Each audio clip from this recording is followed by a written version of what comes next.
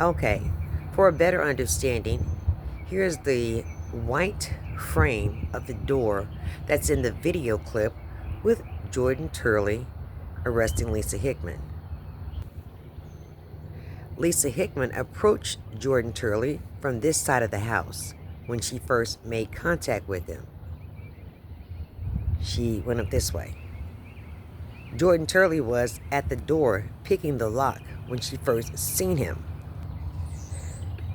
This is the ring camera on the front door that said Jordan Turley was at my house at 3:35 p.m. exactly.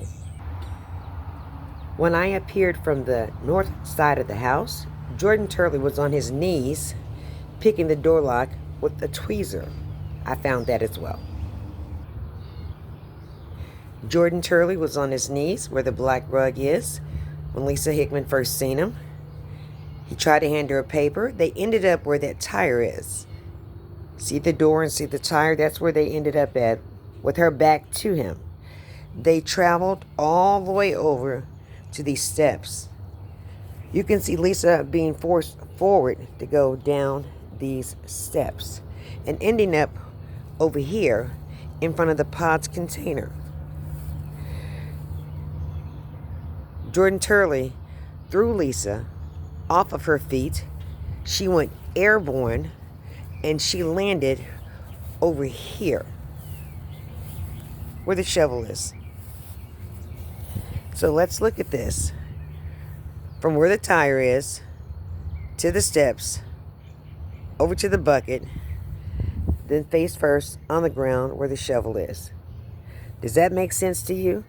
Jordan Turley jumped on Lisa's back as she's screaming for help. Jordan Turley hunched Lisa's backside as she's laying there saying, please stop, okay, I quit. Jordan Turley picked Lisa Hickman up from where the shovel is and drug her and then dropped her. The female sheriff shows up coming this direction and she stops her car right here. She walks up on the scene as Lisa Hickman screams, she needs help, she's hurt. Her words were, shut up, ma'am, you're going to jail. Another sheriff shows up from this side of the house. He walks up on the scene and tells me to shut up, I'm going to jail. Andy Simmons arrives. He stands in front of these two yellow braces for this telephone pole. He stands there. He looks at the same paper that Riley Breedlove looked at, Jordan Turley looked at, and Sheriff Moore looked at.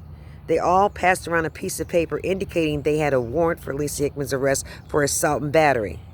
Please keep in mind, there was never a warrant. Part 2.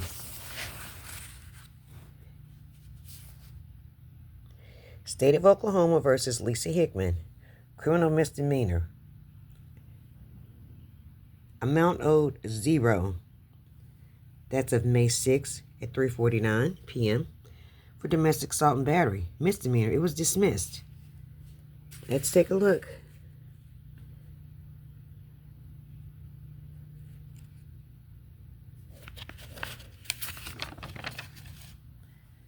Let's take a look.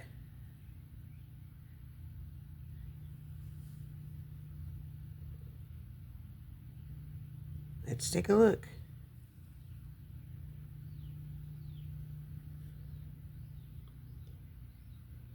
Let's take a look. Let's take a look.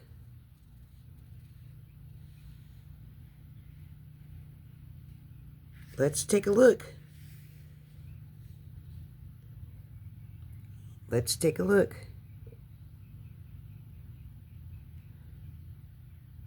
Did you see what I seen? Did you see it? So it says 5:30, dirty fingernails. I'm sorry. Where is it? Okay, 5/30/2023, original warrant return. And then we go period of 5/22/23, warrant of arrest, writ issued, Sheriff in County, Oklahoma Court Information System, fee effective 7/1/04. July the 1st, 2004. What they got to do with 5/22? Just keep looking. Keep looking. Just keep looking.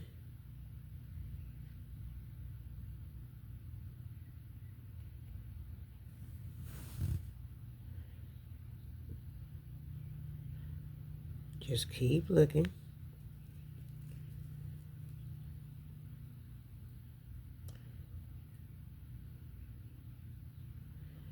Okay, let's go to the next page. And what do we have here? Uh-oh, keep looking. Look at these dates, keep looking. Look at these dates, keep looking. The calendar of events. That means a lot. Do you see the times? Do you see the date?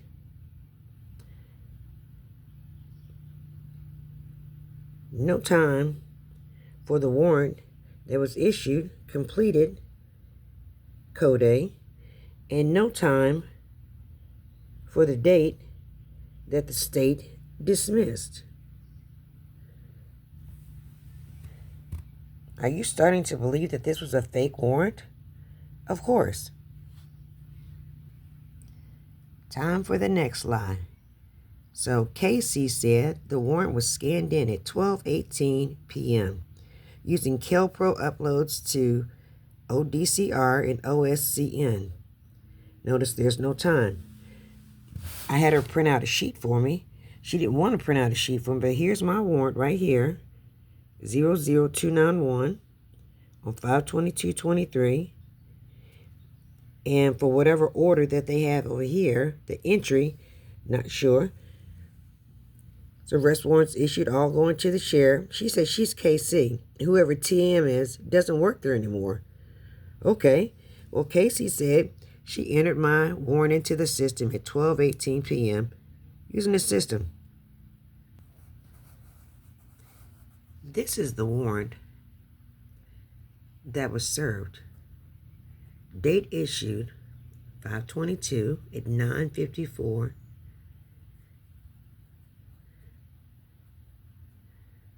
Criminal misdemeanor warrant, total amount 0. Total bond 0. Warrant fee 0. To Old Tennessee address.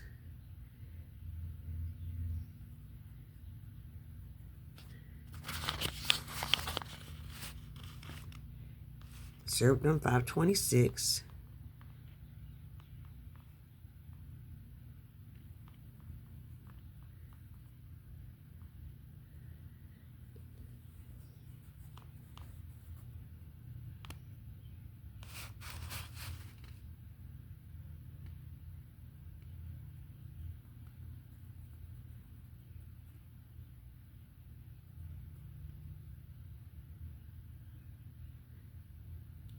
What was received on September the 1st? We'll show you. Motion to dismiss order due to victim deceased per Adair. Well, why is Adair making decisions on a case that belongs to Jordan Turley?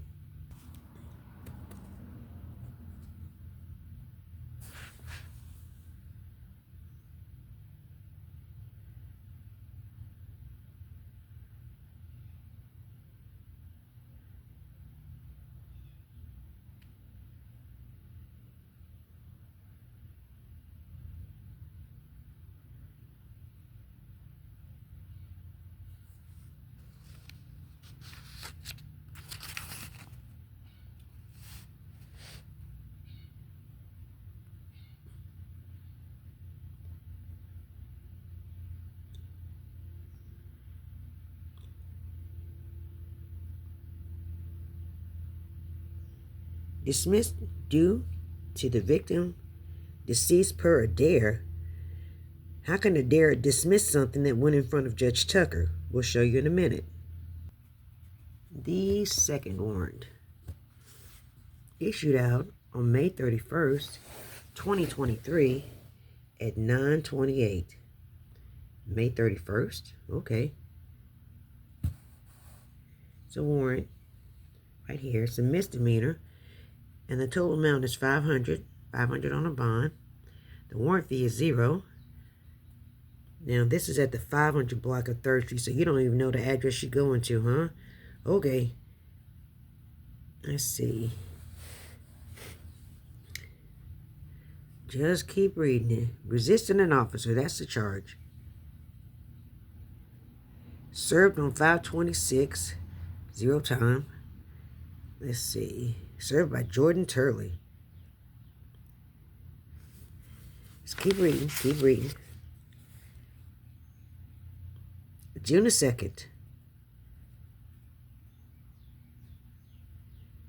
Received release $2,000 bond set by Tucker. Okay. On 8/29/2023. Received motion to dismiss due to no complaining witness per Adair. 8/29. Received. Well, how's Judge Adair over it if it says Tucker? I'm really confused. Just keep watching. Just keep watching because it says served. Okay, keep watching. Here we go. From the jailhouse. I get sick. Please, please, let me go to the hospital. I don't feel well. I don't feel well. It's 4 o'clock in the morning. I've had a ruptured brain aneurysm. I'm going to give you nitroglycerin because I think that's going to work. You're going to feel better. You're not a doctor. What are you doing giving me drugs? I had a ruptured brain aneurysm. I explained this to you. And then you write down false numbers and sign your name. And next, it says released. 6/1. I was at home on 6/1. I wasn't in jail. So how could this be 6/1/2023? Okay. Let's keep going. Okay, so here we are. Back to that warrant. 344. Let's keep looking. Remember, it was dismissed per Adair. Let me go back to it. Dismissed due to no complaining witness per Adair. However, if you look over here, oops, wrong one. I got the 291. That's for the domestic assault and battery. This one is for resisting arrest. This was dismissed by Judge Roy Tucker. Let's keep looking. Keep looking. I don't know if you need to zoom in. I'll try to do it as best as I can.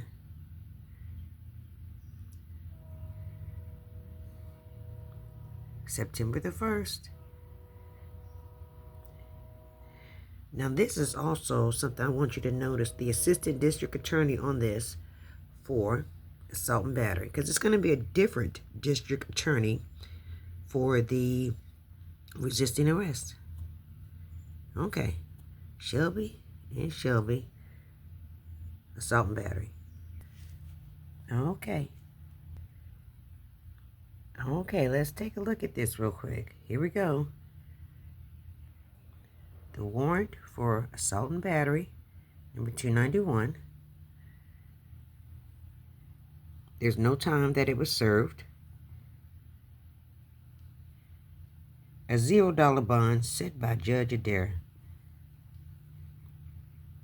That's going to make sense to you in just a moment. Here we go again. And here's the warrant for resisting arrest. 9/28. It was issued. And 9/28 on May 31st for a $500 bond. Resisted an officer at the 500 block. Comments on June the 2nd. 6/16. What happened on 6? I was released. I wasn't in jail to 6/16.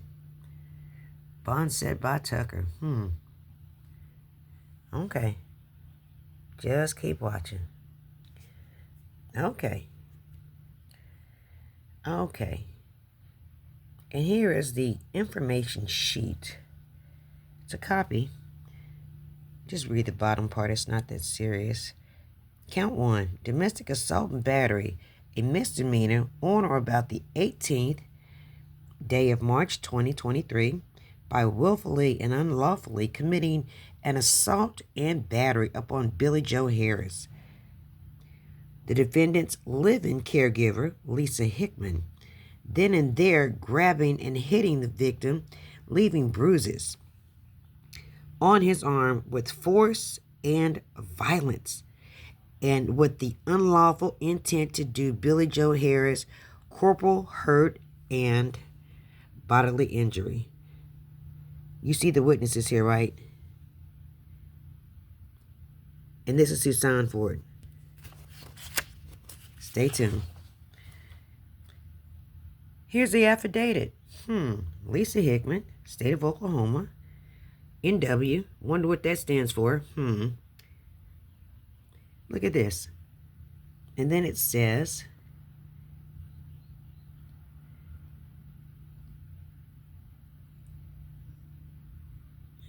I hit him on his left arm, leaving bruises. Don't worry, I'm going to show you some pictures of some videos, too, so it'll make sense. Hickman has been living with Harris for the last few months. No, not true. Sorry about that. But let's look at this important part down here. This is notarized by this gentleman right here. That on the 20th, he notarized this on the same day. The same day, the 20th. Wow, that's on a Sunday if you didn't know. Look at this. And who signed it? The police officer. Is their signature on this affidavit? Yes, the affidavit. The 20th day. Subscribed and sworn to me before me this 20th day of March 2023. That's on a Sunday. Alrighty. Here we go again. Just look and read. August 29th. For the resisting arrest, this is a motion to dismiss order. Look at the dates. Best interest of justice. But it was dismissed without prejudice. Understand that. Look at the dates. That's just where I had it certified at. Please, look at the dates. Motion to dismiss resisting arrest, August 29th. Dated August 28th. Now 29th. Okay, so then let's go over to this one over here. This one says here, dismiss the above entitled cause without prejudice for the following reasons. Victim is deceased. Wow. Dated on what date? Okay, and up here, this date. And down here, this date. And down here, same date. Looks like Shelby. Looks like it's Shelby.